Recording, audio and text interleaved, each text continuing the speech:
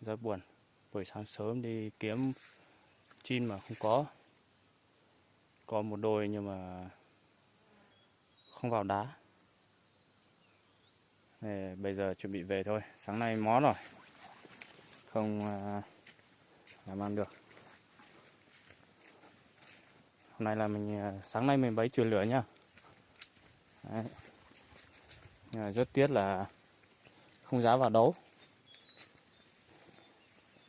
chỉ lưng quay không dám vào đá nhau.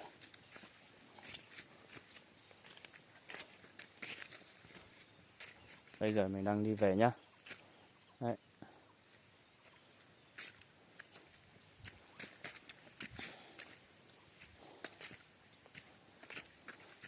Sáng nay đi rất sớm, khoảng tầm 6:30 là mình đã đi rồi, đi đến nơi chắc giờ khoảng tầm gần 7 giờ. Đấy, nghe thấy hót cái là về đấy.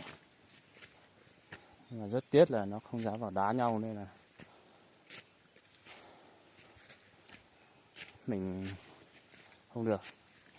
Với thời gian của mình có giới hạn nên là thôi thì cứ về đã, lần sau tính tiếp.